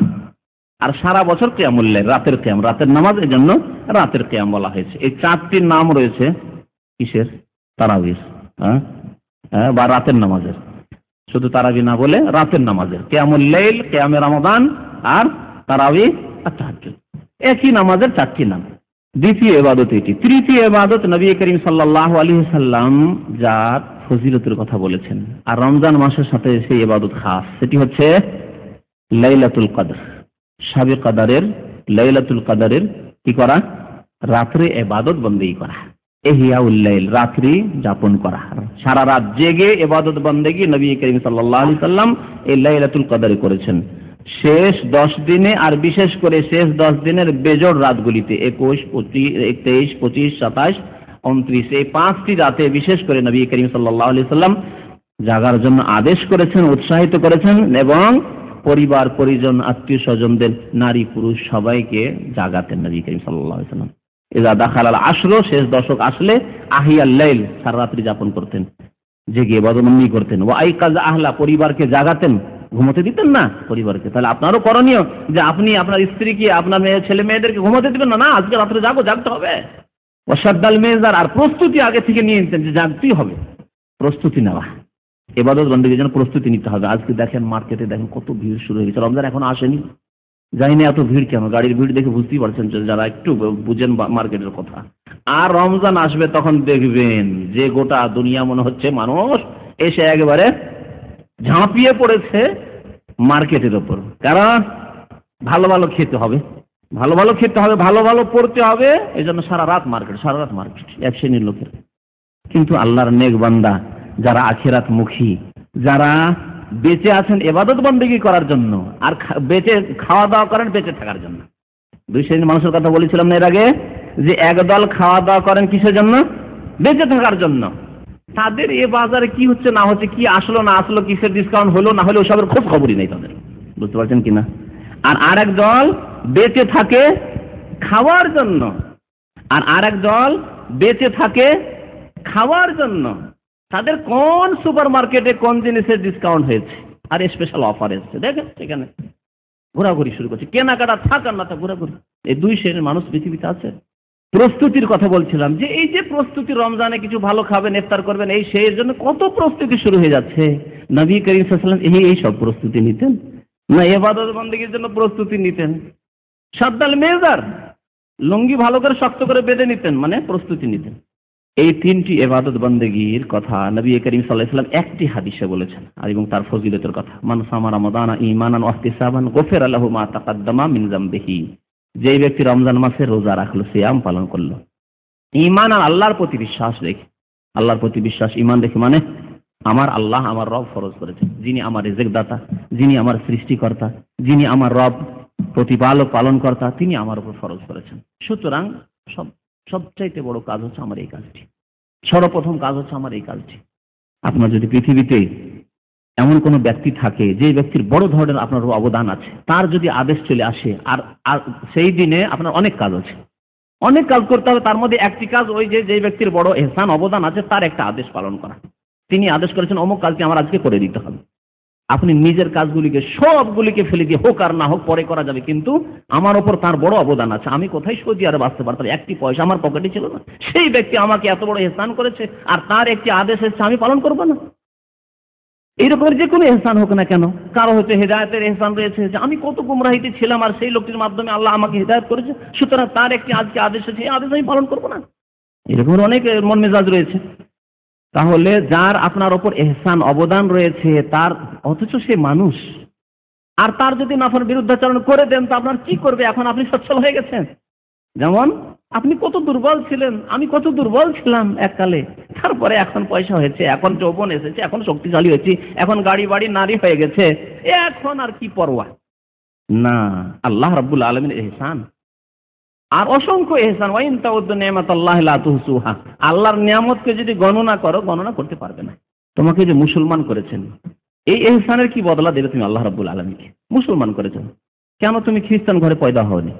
আরেকজন খ্রিস্টান ঘরে জন্ম নিয়েছে, আল্লাহ তোমাকে মুসলিম পরিবারে জন্ম দিয়েছে, আল্লাহ তোমাকে চক্ষু দিয়েছেন। ফাবিআইয়ি আলাই রাব্বিকুমা তুকাজ্জিবান, আল্লাহর কোন নিয়ামতকে তুমি অস্বীকার করবে? কোন নিয়ামতের কথা বলবে? আজকে জোহরের নামাজে এক লোককে দেখলাম, এই মসজিদে নামাজ পড়লো, পুরো রান নেই, রান কাটা, একটি পানি লাফি লাফি হাসছে আল্লাহু আকবার। দেখার পরে সুবহানাল্লাহ বললাম, আলহামদুলিল্লাহিল্লাযী আফানি মিম্মা আবতালাহু বিহি ওয়া ফাদ্দালানি আলা কাসীরিন মিম্মান খালাক তাফদীলা। সামান্য একটি পায়ের কথা চিন্তা করুন, যে একটি লোকের পা নেই আর আপনার আছে, না থাকলে আপনার কি অবস্থা হতো? কতদূর হেঁটে যেতেন এভাবে লাফি লাফি? ফাবিআইয়ি আলাই রাব্বিকুমা তুকাজ্জিবান। তো সেই আল্লাহ রাব্বুল আলামিনের আদেশ রমজান মাসের রোজা, আর তার সামনে আপনার ব্যস্ততা, আমি ব্যস্ত, আমার কাজ খুব ভারী, সেজন্য রোজা রাখা খুব মুশকিল হয়ে যাচ্ছে। কখন তো রোজার মাস শেষ হবে, এইভাবে রোজার মাসকে অভ্যর্থনা জানাবেন? যে রোজার মাস আসলে মাথা ভারী হয়ে গেল, এত ঝামেলার কাজ, এত রৌদ্রের কাজ, এত কষ্টের কাজ, আর এই গরমের দিনে রোজা, বাবরি বাপ কখন রোজা শেষ হবে যে আমি এই মুক্তি পাবো। এইরকম মন মানসিকতা নিয়ে অনেকে রোজা রাখে। রোজা হয়তো রাখে কিন্তু মন ভারী করে, মন বেজার, বুঝছেন না? মন বেজার হওয়া, সুখী নয়, মনে হচ্ছে রোজার মাস শেষে। আল্লাহু আকবার। আপনার যে সবচেয়ে বড় মহসেন, যিনি আপনার পৃথিবীতে অস্তিত্ব দান করেছেন, লাম ইয়াকুন শাইয়্যাম মাযকুর, হাল আতা আলাল ইনসান হিনুম মিনাদ দাহর লাম ইয়াকুন শাইয়্যাম মাযকুর। এমন দিন কি ছিল না যেই দিন তুমি কোনো ব্যক্তি ছিলে না, তোমার কোনো ওজুদ ছিল না, অস্তিত্ব ছিল না? তা কি ছিলে না তুমি? আল্লাহ তো তোমাকে সাপ ব্যাং করে তৈরি করেননি, তোমাকে তো পায়খানার পোকা করে তৈরি করেননি, তোমাকে আশরাফুল মাখলুকাত মানুষ লাকাদ খালাকনাল ইনসানা ফি আহসানি তাকওয়িম আল্লাহ করেছেন। সুতরাং আল্লাহর ইহসানকে ভুলে গেলে হবে না। সবচেয়ে বড় কাজ হচ্ছে আল্লাহ রাব্বুল আলামিনের আদেশ পালন। ঈমান রেখে যে আল্লাহ ফরজ করেছেন, এবং আল্লাহর ফরজ হচ্ছে সবচেয়ে বড় ফরজ আমার জীবন, এবং আমার সবচেয়ে বড় কামিয়াবি যে আমি এই কাজটি করেছি, আল্লাহর আদেশ পালন করেছি। এই জন্য দিনদার ধার্মিক মানুষের একদিন যদি জামাত ছুটে যায়, ফজর বা আসর কোনো জামাত যদি ছুটে যায়, তো তার সারাদিন আফসোসের শেষ নেই। বরং সালাফে সালেহিনরা সারাদিন কান্নাকাটি করতেন আর বলতেন যে হায় আমার ছেলে মারা গেছে, কত লোক আমাকে সান্ত্বনা দিতে এসছে। সালাফে সালেহিনের জীবনে এরকম বেশ কিছু ঘটনা রয়েছে সাহাবায়ে কেরাম তাবেঈনদের যুগে, যে ছেলে মারা গেছে বা মেয়ে মারা গেছে, কত লোক তাকে সান্ত্বনা দিতে এসছে, যে ধৈর্য ধারণ করুন ইত্যাদি ইত্যাদি, যে সান্ত্বনা যে দেয়, তাজিয়ত করে মানুষ। আর আমার ফজর নামাজ একদিন ছুটেছে আর একটি লোক আমাকে তাজিয়ত করতে আসলো না, কেউ সান্ত্বনা দিতে আসলো। এ হচ্ছে ঈমান। রমজান মাসের রোজা আল্লাহর প্রতি ঈমান রেখে, এবং ঈমান রাখতে হবে যে আল্লাহ রাব্বুল আলামিন এর প্রতিদান রেখেছেন, আল্লাহর সন্তুষ্টি এর মাধ্যমে হাসিল হবে, এছাড়া আল্লাহ সন্তুষ্টির উপায় নেই। আর আল্লাহ সন্তুষ্টির রেজামন্দি যদি হাসিল না হয়, তাহলে আল্লাহর জান্নাত হাসিল করা যাবে না। শুধু আশা আকাঙ্ক্ষা দিয়ে জান্নাত হাসিল করা যায় না, জন্মগত ইসলাম দিয়ে জান্নাত হাসিল করা যায় না। ঈমান এবং সৎ আমলের মাধ্যমে জান্নাত হাসিল করতে হবে। ওয়াহতিসাবান, এবং নেকির উদ্দেশ্যে। দুইটি কথা নবী সাল্লাল্লাহু আলাইহি ওয়াসাল্লাম বলেছেন, ঈমান রেখে এবং নেকির আশা আকাঙ্ক্ষা নিয়ে কি করতে হবে? রোজা রাখতে হবে। তাহলে ফল কি? গফিরা লাহু, তার আল্লাহ গুনাহ মাফ করে দেবেন, মা তাকাদ্দামা মিন যামবিহি, অতীতের যা হয়েছে গুনাহ আল্লাহ রাব্বুল আলামিন তার অতীতের গুনাহ মাফ করে দেবেন। এ সম্পর্কে কি জানা আছে? অতীতের সব গুনাহ মাফ, না কিছু মাফ কিছু মাফ নয়? হ্যাঁ, যে ছোট গুনাহ মাফ হয়ে যাবে। এই সিয়াম পালনের মাধ্যমে ঈমান রেখে নেকির আশায় যদি কেউ রোজা করে, তাহলে ছোট গুনাহ মাফ হয়ে যাবে। বড় গুনাহ সম্পর্কে আশা রাখা যায়, ওলামারা বলেছেন আশা রাখা যায় যে তাও মাফ হবে, কিন্তু তার সাথে সাথে তওবাও করতে হবে। কারণ তওবার কথা বলা হয়েছে কোরআনে কারিমে বহুবার। আর কাবিরা গুনাহের ক্ষেত্রে আহলে সুন্নাত ওয়াল জামাত এই ক্ষেত্রে একমত সবাই যে তওবার শর্ত রয়েছে। তবে আল্লাহ ইচ্ছা করলে মাফ করতে, কোনো মানুষের সৎ আমল দেখে তওবা না করেও মাফ করতে পারেন, কিন্তু তওবার শর্ত আছে। আপনি গুনাহ করেছেন, আর প্রত্যেক মানুষ গুনাহগার, হয়তো আপনার টের নেই, যে আপনি জানেন না যে আপনার কাবিরা গুনাহ হয়েছে, কিন্তু হয়েছে। অনেক জীবনে এরকম আজকালকার গীবতের গুনাহ আর চুগলখড়ির গুনাহগুলি, যেগুলি পরনিন্দার গুনাহ, অনেক সময় আপনি চিন্তাই করেন না যে গুনাহ করলাম। একটি লোককে আক্রোশ করে একটি কথা বলেই দিলেন, অকথ্য ভাষা বলেই দিলেন, কাকে মুনাফিক বলে দিলেন, কাকে বেঈমান বলে দিলেন, আর ভাবলেন না যে কাবিরা গুনাহ করলাম। মিথ্যা কথা বলে দিলেন, খেয়ালই করলেন না যে আমি মিথ্যা কথা বলেছি, কিন্তু আমল নামে লেখা হয়ে গেছে। তো এইরকম কত গুনাহ আপনার অচেতন অবস্থায় হয়ে যাচ্ছে বা আপনার অবহেলায় হয়ে যাচ্ছে। সুতরাং সবসময় তওবা করতে হবে। অতীতের গুনাহ আল্লাহ রাব্বুল আলামিন মাফ করে দেবেন, সাগীরা মাফ করবেন, কাবীরাও মাফ হয়ে যাবে, কিন্তু তার সাথে তওবা লাগাইতে হবে, তওবা করতে থাকতে হবে। আল্লাহ মাফ করে দাও, আল্লাহর কাছে ইস্তিগফার করতে হবে, মার্জনা কামনা করতে হবে। ওমান কামা রমাদানা ঈমানান ওয়া ইহতিসাবান, দ্বিতীয় আমলের কথা, যে ব্যক্তি রমজান মাসের কিয়াম করবে, এখানে কামা রমজান বলেছেন, অর্থাৎ রমজান মাসে কিয়াম করবে।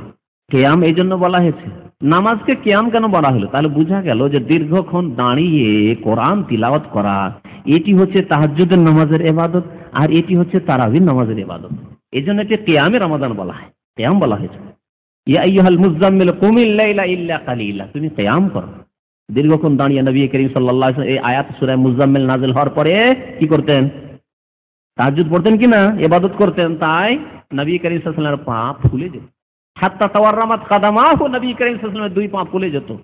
মা আয়েশা রাদিয়াল্লাহু তাআলা বলেন, ইয়া রাসূলুল্লাহ, আপনি আল্লাহর রাসূল, সাইয়্যিদুল আম্বিয়া, আপনি খাতামুন নবীন, আপনি কেন? আপনার ওয়াকাদ গাফার আল্লাহু লাকা মা তাকাদ্দামা মিন যামবিকা ওয়া মা তাআখার, আপনার আগের পরে সব গুনাহ মাফের আল্লাহ ঘোষণাই করে দিয়েছেন। সূরা ফাতহাতে রয়েছে, ইন্না ফাতাহনা লাকা ফাতহাম মুবিনা লিয়াগফিরা লাকা আল্লাহু মা তাকাদ্দামা মিন যামবিকা ওয়া মা তাআখার।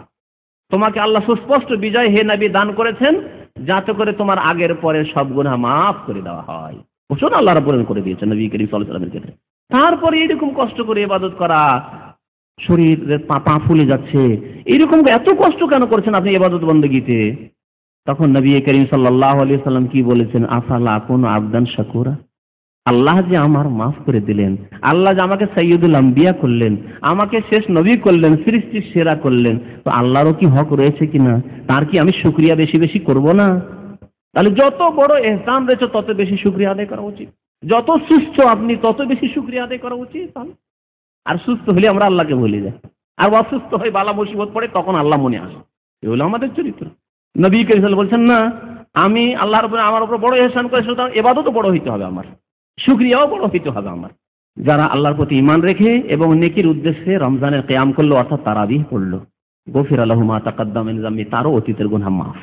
ওমান কামা লাইলাতুল কদরে ঈমানান ওয়া ইহতিসাবান গফিরা লাহু মা তাকাদ্দামা মিন যামবিহি। আর যে ব্যক্তি লাইলাতুল কদরে কি করলো, রাত্রি যাপন করলো, কিয়াম করলো, সারা রাত ইবাদত বন্দেগী করলো। বিভিন্ন রকমের ইবাদত করেন আপনি, এক রকমের করতে পারবেন না, এক রকমের করতে আপনাকে হয়তো গাফিলতি চলে আসতে পারে। গফিরা লাহু মা তাকাদ্দামা মিন যামবিহি, তাহলে অতীতের গুনাহ মাফ। এই তিনটি ইবাদতের কথা বললাম। চতুর্থ ইবাদত বলেন, রমজান মাসের চতুর্থ ইবাদত। রমজান মাসের ইবাদত, খাস ইবাদত চাইছি, পরে ওগুলো বলবেন। রমজান মাসে সে ইবাদত হয় এতেকাফ। এতেকাফ এতেকাফ সুন্নাত নবী করিম সাল্লাল্লাহু আলাইহি ওয়াসাল্লামের রমজান মাসে।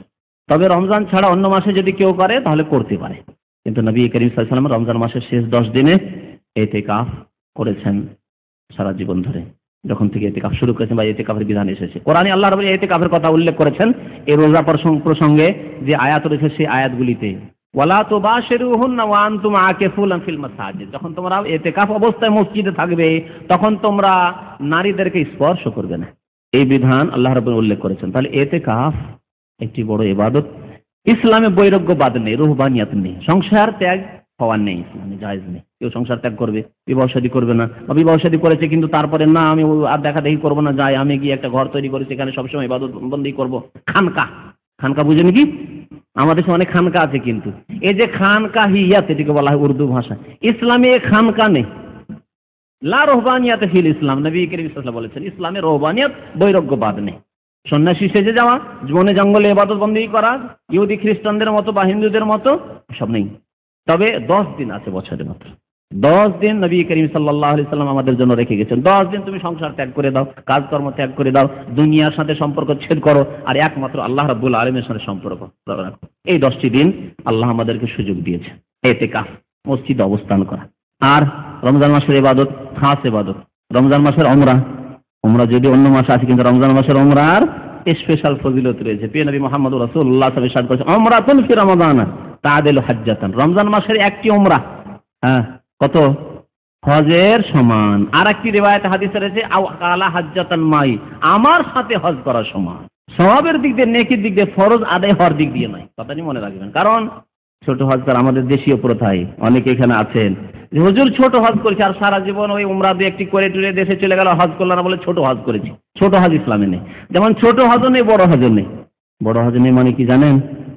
একটা আমাদের হজ্জে আকবরীর কথা, একটা বিদাতি কথা আছে যে শুক্রবারে যদি আরাফার দিন হয়ে যায় তাহলে হজ্জে আকবরী হয়ে গেল। আর হজ্জে আকবরী হয়ে গেলে নাকি 70 গুণ বেশি নেকি হলো, মানে এক হজ করে 70 হজের নেকি।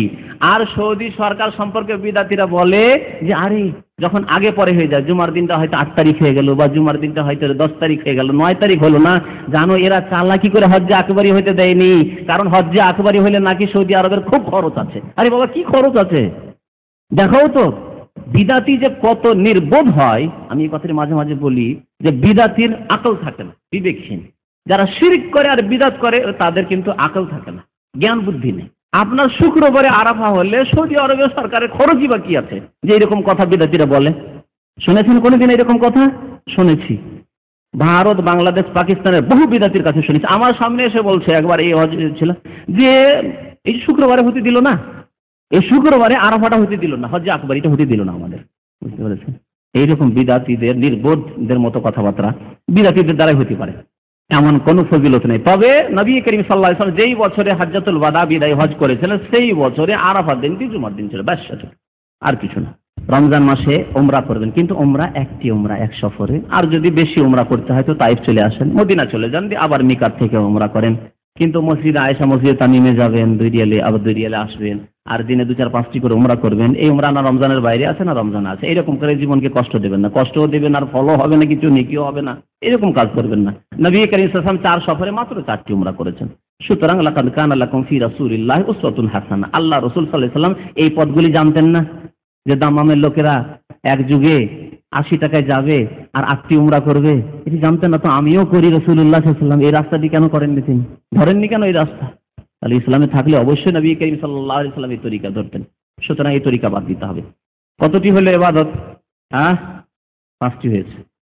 6 নম্বরে বেশি বেশি তেলাওয়াত করা। বেশি বেশি তেলাওয়াত করা, শুধু তেলাওয়াত করা বললাম না, বেশি বেশি তেলাওয়াত করা। কারণ রমজান মাস ওলামারা বলেছেন শাহরুল কোরআন, কারণ এই মাসে কোরআন নাযিল হয়েছে। শাহরু রমাদান আল্লাযী উনজিলা ফীহিল কোরআন। আর কোরআনের মাস আরেক দিক দিয়ে নবী করিম সাল্লাল্লাহু আলাইহি ওয়াসাল্লামের ওপর যতটা কোরআন নাযিল হতো, যখন রমজান মাস আসতো জিবরাইল আলাইহিস সালাম আল্লাহর পক্ষ থেকে আসতেন, আর আসার পরে গোটা রমজান নবী করিম সাল্লাল্লাহু আলাইহি ওয়াসাল্লামের কাছে রাত্রে এসে বসতেন আর কোরআন রিভাইজ করাইতেন, দৌড় করাইতেন কোরআনের। আমাদের দেশীয় হেফজখানার ভাষায় দৌড় করা, আর এখানে আরবি ভাষায় মুরাজা করা বলা হয়। মুরাজা মানে রিভাইজ করা, যতটুকু মুখস্থ হয়েছে হাফেজের ততটাকে দোহরানো, এই কাজটি করাইতেন। আর শেষ বছরে, যেই বছরে নবী করিম সাল্লাল্লাহু আলাইহি ওয়াসাল্লামের ইন্তেকাল হয়ে যায়, রবিউল আউয়াল মাসে ইন্তেকাল হয়ে গেল, তার আগের রমজানে আরাজাল কোরআন মাররাতাইন, নবী করিম সাল্লাল্লাহু আলাইহি ওয়াসাল্লাম 2 বার করে জিবরাইল আলাইহিস সালামকে কোরআন শুনিয়েছেন। নবী করিম সাল্লাল্লাহু আলাইহি ওয়াসাল্লাম কোন সাহাবীকে কোরআন শোনাননি, কারণ সাহাবী কোরআন শুনলে নবী সাল্লাল্লাহু আলাইহি ওয়াসাল্লামের যদি কোনো জায়গায় যদি একটু হেরফের হয় তো ধরার কিছু আছে, বলে এটি সেই কারণে রাসূলুল্লাহ সাল্লাল্লাহু আলাইহি ওয়াসাল্লাম তেলাওয়াত করছেন।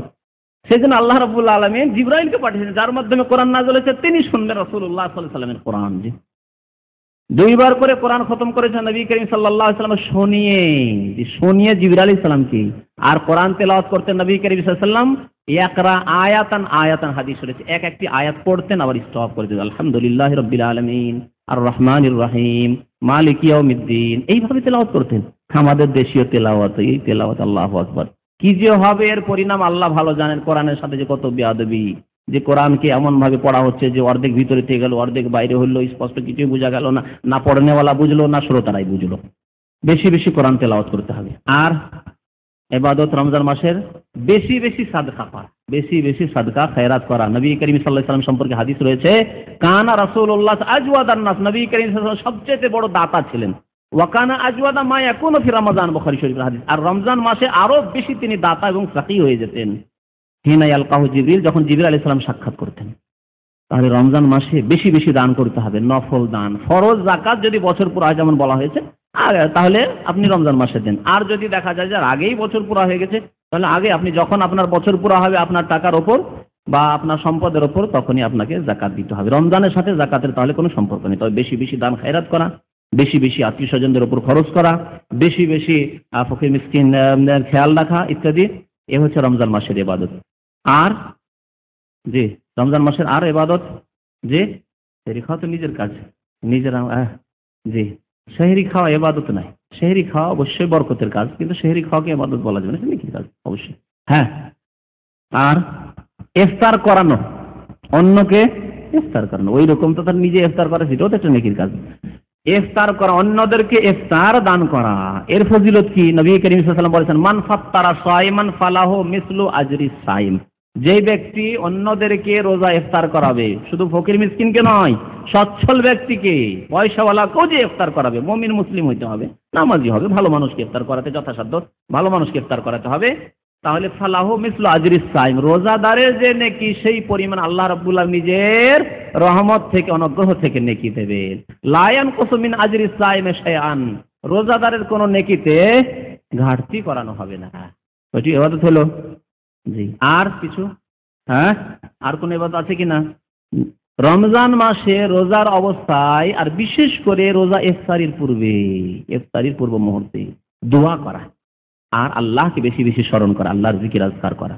জিকির আজকার যেগুলো সুন্নতি জিকির আজকার রয়েছে, সুবহানাল্লাহ, আলহামদুলিল্লাহ, ওয়া লা ইলাহা ইল্লাল্লাহ, লা হাওলা ওয়া লা কুওয়াতা ইল্লা বিল্লাহ, আল্লাহু আকবার, সুবহানাল্লাহি ওয়া বিহামদিহি, সুবহানাল্লাহিল আযীম, যতগুলি হাদিসে জিকির আজকার রয়েছে, সকালের দোয়া, সন্ধ্যার দোয়া, নামাজের পরে যে যতগুলি দোয়া রয়েছে ইত্যাদি, এগুলির খেয়াল রাখা। দৈনন্দিন জীবনে যেসব দোয়া, বাড়ি থেকে বের হওয়ার দোয়া, বাড়িতে ঢোকার দোয়া, গাড়িতে চাপার দোয়া, এগুলো তো সবসময় পড়তে হবে, কিন্তু বেশি বেশি ইহতিমাম করা, আর দোয়া করা, জীবনে যা চাইতে হবে দুনিয়া এবং আখিরাতের কল্যাণ তা চাওয়া এই রমজান মাসে, কারণ রোজার অবস্থায় দোয়া কবুল হওয়ার বেশি আশা রয়েছে। দুটি হাদিস এই ক্ষেত্রে প্রমাণ করে।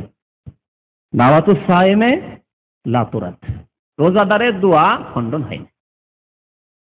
তাহলে সারাদিন যে কোনো সময় রোজাদার যদি দোয়া করে তা খণ্ডন হয় না। আর বিশেষ করে হিনা ইফতার আরেক হাদিস রয়েছে, ইফতারির পূর্ব মুহূর্তে কেউ যদি দোয়া করে, এই সময়টি গল্প না করে আর খাওয়া দাওয়া পাকশাকে এত ব্যস্ত না থেকে অল্প কিছু নিয়ে, বা যেখানে আলহামদুলিল্লাহ ইফতার ক্যাম্প রয়েছে সেখানে বসেন, দিনের কথাও শুনেন আর মনে মনে দোয়াও করতে থাকেন, আর কানকে সজাগ রেখে দিনের কথাও যদি হয় আলোচনা হয় তাও শুনতে থাকেন, আলহামদুলিল্লাহ আপনি সব রকমের খায়ের পেয়ে গেলেন। আপনি এত ব্যস্ত না থেকে পাকশাকে আর খাওয়া দাওয়া নিয়ে আর পার্টি করা নিয়ে আর বন্ধু বান্ধব নিয়ে এসব দুনিয়াদারি না করে আপনি দিন কিছু করেন, দোয়া করেন।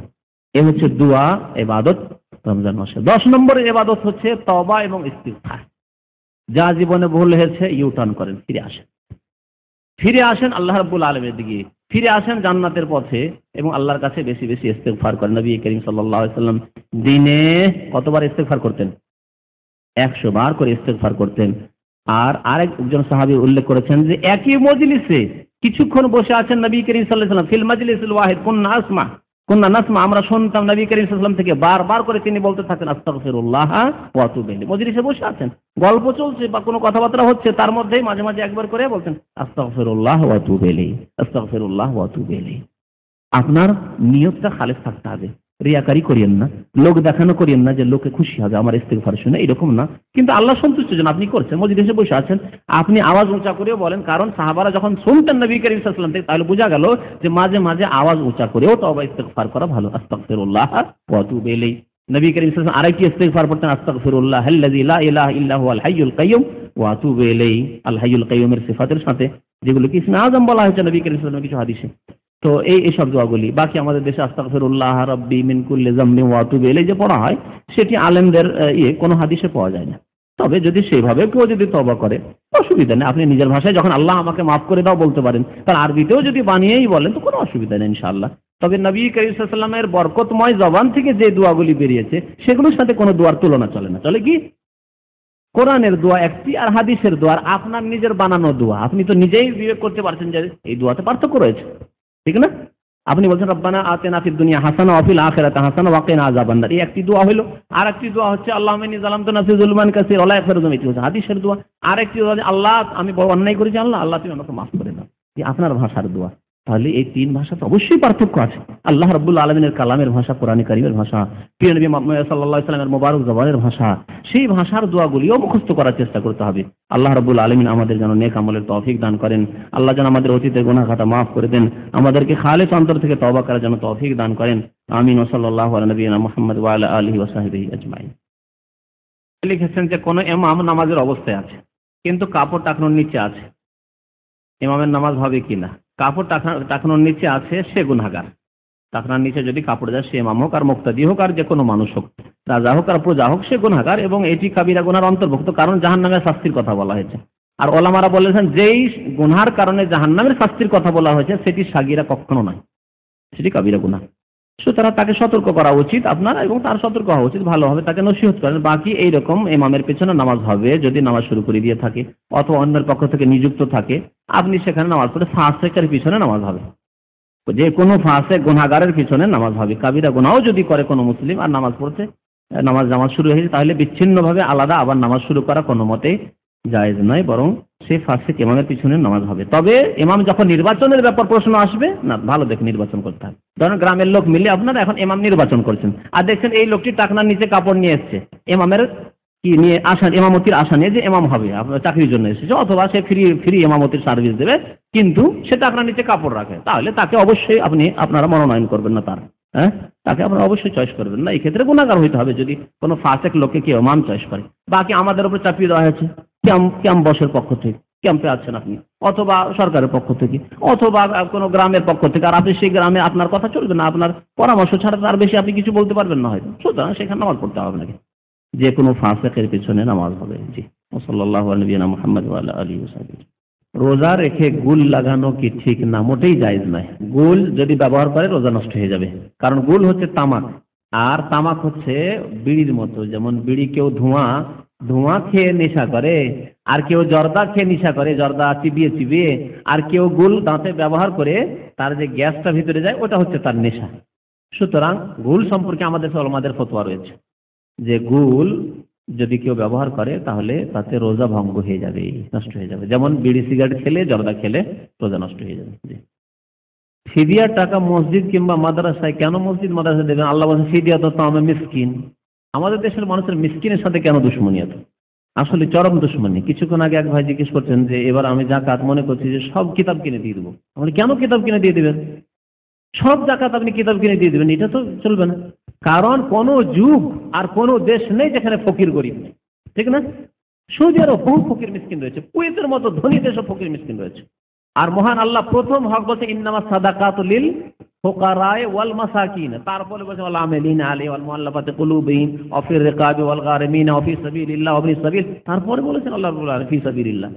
আপনার ইসলামিক কিতাব কিনে দেওয়া গরিব মিসকিনকে, বা আপনার মাদ্রাসায় গরিব মিসকিনকে দিলে তো গরিব মিসকিনকে দেওয়া হলো, কিন্তু মাদ্রাসায় এগুলি হচ্ছে ফি সাবিলিল্লাহ। কিন্তু তার অনেক আগে আল্লাহ ফোকারার মাসাকিন বলেছেন, ফকির মিসকিনকে আমাদের দেশে 1 টাকা 2 টাকা দিবে, আর মাদ্রাসায় 5,000 10,000 টাকা। জাকাতুল ফিতরের ক্ষেত্রে এরকম, কোরবানির চামড়ার ক্ষেত্রে এরকম, আর জাকাতের ক্ষেত্রে এরকম। এমনকি ফিদিয়া, আল্লাহ বলেন ফিদিয়া তো আমার মিসকিন, আর আপনি মিসকিনকে না দিয়ে মাদ্রাসায় দেবেন, মোটেই জায়েজ নাই। রমজানের কাজা রোজা থাকলে রমজানের পরের মাসে 6টি সুন্নাত রোজা আগে কি কাজা রোজা? এই ক্ষেত্রে যদি সময় থাকে 6টি রোজা রাখার, তাহলে আগে কাজা করে নেন, তারপরে 6টি রোজা রাখেন। আর যদি সময় না থাকে, শেষ দিকে পড়ে গেছেন, এখন মাত্র 6 দিন বাকি আছে, 6 দিনে এখন যদি কাজা করতে যাচ্ছেন তাহলে 6 রোজা হয় না, শাওয়াল মাসের রোজা হয় না, তাহলে এই ক্ষেত্রে আগে শাওয়াল মাসের রোজা রেখে দেন, তারপরে তবে জায়েজ রয়েছে, অসুবিধা নাই ইনশাআল্লাহ আগে পরে করা। আমাদের দেশে সাধারণ লোকের কাছে ফতোয়া নেওয়া অভ্যাস আছে। আজকাল ফুটপাতে তো ওষুধ নেয় না মানুষ, এক যুগে হয়তো নিত ফুটপাতে ওষুধ, আজকাল ফুটপাতে ওষুধ নেয় না। সাধারণ মানুষ গ্রামে তারপর ডাক্তারের কাছে যাবে, আগে চেক আপ করাবে, তারপর ওষুধ নেবে। কিন্তু মোল্লাদের কাছে ফতোয়া নেওয়ার ক্ষেত্রে কি পড়েছে না পড়েছে, দলিল আছে না আছে, সবার কাছে ফতোয়া নেই। দাঁড়িয়ে দেখলে হুজুর, আমাদের সমাজ হলো দাঁড়িয়ে দেখলে হুজুর একটা ফতোয়া দেন তো, আর হুজুর ভিতর ভিতর বুঝছি আরে বাপরে কি হলো রে বাবা, আমাকে ফতোয়া জিজ্ঞেস করবে, কি বলবো। আর বিশেষ করে চাকরি করে তাহলে তো ফতোয়া দিতে হবে। মসজিদের ইমামতি করে যদি, আর হাফেজ কিছুই জানে না, শুধু কারিয়ানা পড়েছে কিছুই জানে না, আর মাদ্রাসায় পড়লেই বা সবাই যে দলিল জানবে তাও না, সবাই তো দক্ষ আলেম নয়, দেখছি যে আমাকে ফতোয়া দিতেই হবে, কারণ আমাকে এখানে পেটের ভাত ঠিক রাখতে হবে। আদাল্লু আদাল্লু, নিজেও গুমরা অন্যকেও গুমরা করে, এই জন্য ফতোয়া শুনেছি, শোনা মুসলমান সব শুননি তো আমরা। হ্যাঁ, এই সুন্নির ব্যাখ্যা হিন্দুদের কাছে শুনেন, শুনে শুনে যারা মুসলমান হয়েছে তারা সুন্নি, আর শিয়া নাকি দেখে মুসলমান হয়েছে নবীকে। এক হিন্দু আমাকে বলছে যে আমরা শুনেছি যে আপনাদের নবী সাহেবকে দেখে যারা মুসলমান হয়েছে তারা শিয়া মুসলমান, আর আপনারা যারা সুন্নি বলছেন না শুনে শুনে মুসলমান হয়েছে, আপনারা জাননি, আপনারা সব ভারতেরই লোক ছিলেন, আর আপনারা সব হিন্দু, আপনাদের পূর্ববর্তী হিন্দু ছিল, শুনে মুসলমান হয়ে গেছে। এই শোনা ফতোয়ায় সুন্নি মুসলমান, ওই হিন্দুদের সংজ্ঞায় সুন্নি মুসলমান, শুনে শুনে ফতোয়া। তো কি শুনেছেন? বলছে শুনেছি যে টাকা যদি বাড়ি তৈরি করার জন্য সঞ্চয় করে রাখে অথবা বিবাহ করার জন্য তাহলে জাকাত লাগবে না। এটি সুন্নি মুসলমানের ফতোয়া, মানে শুনে শুনে যারা ফতোয়া দেয় ওই সুন্নি। আহলে সুন্নাত ওয়াল জামাতের ফতোয়া নাই। এক হচ্ছে আহলে সুন্নাত ওয়াল জামাত সুন্নি, আর একটা হচ্ছে শুনে শুনে মুসলমান আর শুনে শুনে ফতোয়া। বুঝতে পারলেন? বুঝতে পারবেন, পার্থক্য করবে না, বাড়ি কথা বলবেন না যে সুন্নিদের ফতোয়া মানে আহলে সুন্নাত ওয়াল জামাত না। আহলে সুন্নাত ওয়াল জামাতের ফতোয়া যে আপনার কাছে টাকা আছে জাকাত দিতে হবে, টাকা আছে জাকাত দিতে, আপনি বিবাহ করার জন্য রাখেন, আর জমি কেনার জন্যই রাখেন, আর বাড়ি ঘর তৈরি করার জন্য রাখেন, এমনকি ঋণ পরিশোধ করার জন্য রাখেন। অনেকে আছে যে ব্যাংকে থেকে লোন নিয়ে রেখেছে, আর এদিকে ব্যাংকে ডিপোজিট রেখেছে, 10 লাখ টাকা লোন নিয়ে রেখেছে, আর 5 লাখ টাকা জমা আছে, বলছে আমি জাকাত দেবো কি করে, আমার 10 লাখ টাকা আমার উপর ঋণ, আর 5 লাখ টাকা আমার পুঁজি, তাহলে তো আরো তো ঋণই আমি। জাকাত দিতে হবে, জাকাত দিতে হবে, জি পেমেন্ট করে দেন ঋণ, আর পেমেন্ট না করলে আপনাকে জাকাত দিতে হবে। এই মশলায় বিশেষ করে বহু লোক ভুল করে। স্ত্রী গর্ভাবস্থায় থাকাকালীন স্বামী মৃত ব্যক্তির জানাজা পড়তে পারবে না। বুঝতে পারলাম না, বুঝেন দেখেন। যদি স্ত্রীর পেটে বাচ্চা আছে সেজন্য স্বামী কি অপরাধ করে দিল, বেচারা ভুল করে দিয়েছে নাকি? হ্যাঁ, এই বেচারা কি ভুল করে দিল? ভুল এই যে গর্ভে বাচ্চা চলে এসছে তার স্ত্রী। হ্যাঁ, এসব জাহেলদের মুখের ফতোয়া। আমাদের একটা কথা আছে, একটা বুখারির ফতোয়া, একটা মুখারি ফতোয়া, মানে মুখে মুখে গেলে ফতোয়া, গেলে মুখারি ফতোয়া।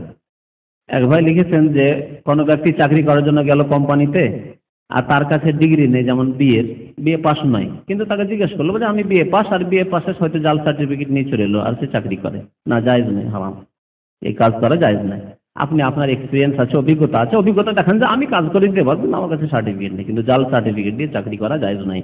বরং শাইখ ইবনে উসাইমিন রাহমাতুল্লাহ আলাইহি ফতোয়া যে যদি কোনো সার্টিফিকেট এরকম জাল সার্টিফিকেট হয় আর সেই সার্টিফিকেটের ভিত্তিতেই চাকরি হয়, তাহলে এই রুজি হালাল নাই। তবে হয়তো তার জাল সার্টিফিকেট আর চাকরি অন্য ডিপার্টমেন্টে করছে, জাল সার্টিফিকেট শো করে চাকরি করেনি, চাকরি অন্য কারণে হয়ে, তার এক্সপিরিয়েন্স অভিজ্ঞতার কারণে হয়ে গেছে। যেমন বিএ পাসে জাল সার্টিফিকেট তার কাছে আছে, হয়তো নিয়ে চলে এসছে যে আমি বউ নিয়ে আসবো, সেই জন্য বিএ সার্টিফিকেট শো করেছি, সে গুনাহগার অবশ্য জাল করার জন্য। আর তার চাকরি হয়েছে, সে কম্পিউটারে ভালো হার্ডওয়্যার বুঝে বা সফটওয়্যার বুঝে বা অন্য কিছু জানে, সেজন্য অন্য দিক থেকে তার চাকরিটা হয়ে গেছে, তাহলে তার রিজিক ইনশাআল্লাহ হালাল, তবে হারাম কাজ করেছে, এই জন্য সে গুনাহগার। এক ভাই জিজ্ঞেস করছেন, আমার কাছে 4 লাখ টাকা আছে, রেখেছি বাড়ি করার জন্য, এখন আমার যাকাত দিতে হবে কিনা? অবশ্যই যাকাত দিতে হবে এবং প্রত্যেক বছরে যাকাত দিতে হবে। এই জন্য টাকা পয়সা থাকলে বাড়াবার চেষ্টা করেন, আর যদি বাড়াতে না পারেন তো জমা থাকলে যাকাত দিতে হবে, যতদিন আছে যাকাত দিতে হবে। এই জন্য এতিমের মাল সম্পর্কে এতিমের আত্মীয়দেরকে বলা হয়েছে, এতিমের আত্মীয়দেরকে, অর্থাৎ এতিমের চাচারা, এতিমের মামারা, যারা আত্মীয় বা মুসলিম সমাজের কোন হিতাকাঙ্ক্ষী মানুষ, এতিমের টাকাকে বসিয়ে রাখিও না, সে টাকাকে খাটাও, কাজে লাগাও।